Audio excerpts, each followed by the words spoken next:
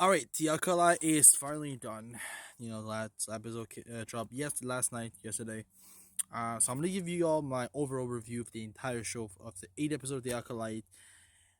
And if I'm be honest, I don't have much nice thing to say, so I'm gonna start with the nice thing because there's few of them, like literally, and then we'll get to the bad things of the show, which we might be there until next year.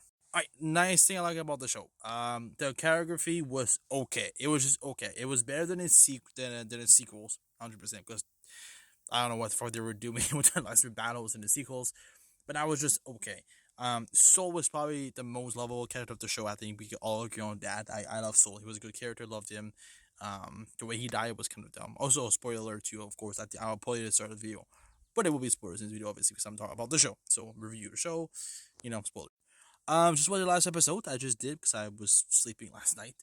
I'm not staying up late just to watch that show. To be honest, they showed Dark Plagueis in the last episode when Osha and whatever the dark side motherfucker, whatever his name is, fly off. We saw Dark Plagueis. That was Dark Plagueis. If you guys were wondering who the fuck was that old man in the cave pulling his hand out, then you saw like a quick fizz. That was Dark Plagueis. Now, if your name sounds similar, if you remember Revenge of the Sith, when Dark Sidious or Palpatine sit down with Anakin and said, "You want to hear the tragedy of Dark Plagueis Tobias?" That is Dark Plagueis. So what they're applying here is that Dark Plagueis saw that Osha and May were two beings created by the Force, and there was one chosen one and split into two. Now we knew from the last episode that they're not twins; it was the same person, just split into two. Which, what the fuck? Anyway, so that by Darth Plagueis seeing that, he's like, "Oh, I can do that." So then Darth Plagueis would go to Palpatine, and he would tell him about that, and then Palpatine will make Shmi, Anakin's mother, pregnant, and then Anakin will be born the same way as Osha and May were born. And then the last shot of the season one was Yoda. Now I don't mind that, and like I feel like we knew we were gonna see Yoda at one point, but because somebody the only two characters we've seen from previous Star Wars project were Mundi, which by the way doesn't make sense. Like he would not be alive, whatever how many years it is before the Phantom Menace. And of course, Yoda makes sense. He's like 900 years old when he dies in Return of the Jedi, so it makes sense that he's there. Now, I just want to say this: Leslie, whatever her name is, director of the show, doesn't understand Star Wars at all. There are so many BS in the show which doesn't make sense at all. And I'll say this right now: I have a big problem with Darth Plagueis being there.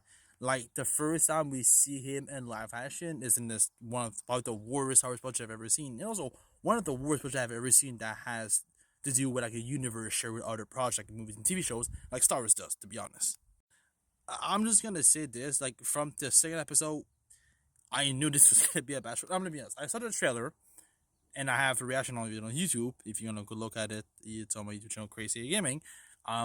I still look. This should look okay. I was actually hyped for that show.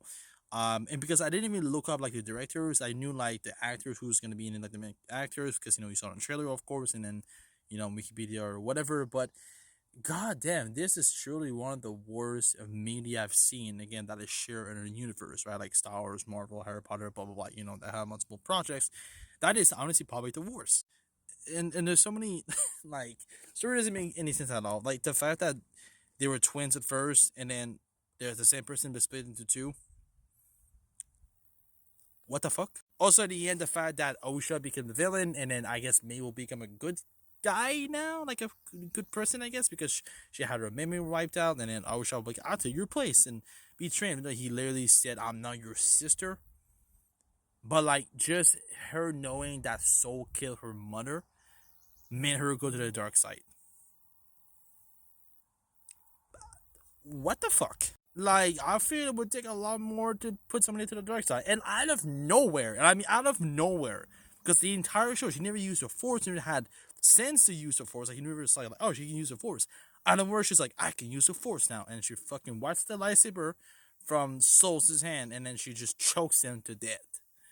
Where did that came from? Where there was never any hint in the show. Yes, we knew she was about a Jedi, but, like she said she didn't have the Force at all. She didn't use it.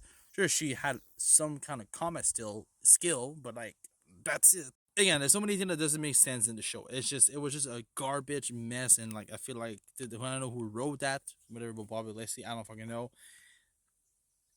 did a mistake without doing the show. Like, I'm gonna be honest, people were pissed at Ryan Johnson with the way he did with the Last Jedi, and maybe like JJ with like Rise of Skywalker. But like, man, like she's gonna get hate online.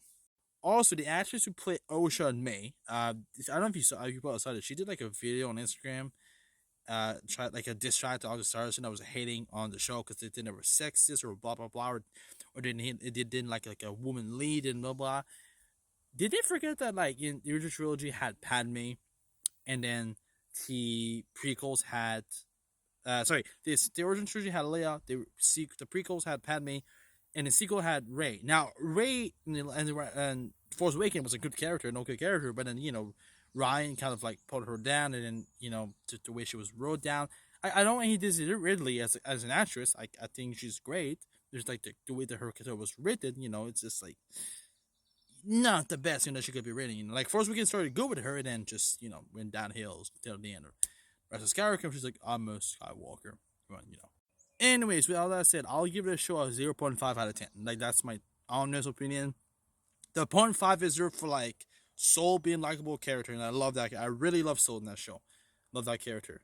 And that's, like, pretty much all I love about the show. And I just want to say this before we go. $180 million budget. Where did that budget go? Like, there was no big crazy shot in this show. Sure, there was some space shit, that happens like every movie. And there's lightsaber battles. Can I just say this? Why does the lightsaber look so bad in this show? Like every lightsabers are just bland. It's like those like $30 you can buy off Amazon, like the cheap lightsabers. There's no actual good looking lightsabers in the show. Except like the dark side user, whatever. I don't care what his name is. I forgot already because I don't care about the show. But he has like a double blade lightsaber. That was cool, I guess. But like, why does the lightsaber in this show look so bad? Like they generally look so bad. Like there's no design on the lightsabers. They did just like start doing designs like in the prequels, where like Obi-Wan and Qui-Gon, all those characters were there. Because bro, look at the prequel sequel, like all the previous movies, the design had cool designs. Even Kylo Ren lightsaber is fucking badass. And then in this show, there was literally just no design. It was plain black or plain gray or whatever they were. Like what happened with the lightsabers? Why they look so bland? Also, I was gonna say the blade, the CGI on the blade. At some shot, it looked bad. And cannot forget, $180 million budget on the show. Obi-Wan had $100 million. I don't know why Obi-Wan has such a low budget, but even though it was not the best show of all time, but still it's nice to even back as Obi-Wan. But again, that's not the point. Like, where did that $180 million go? Just want to say, like, I don't understand.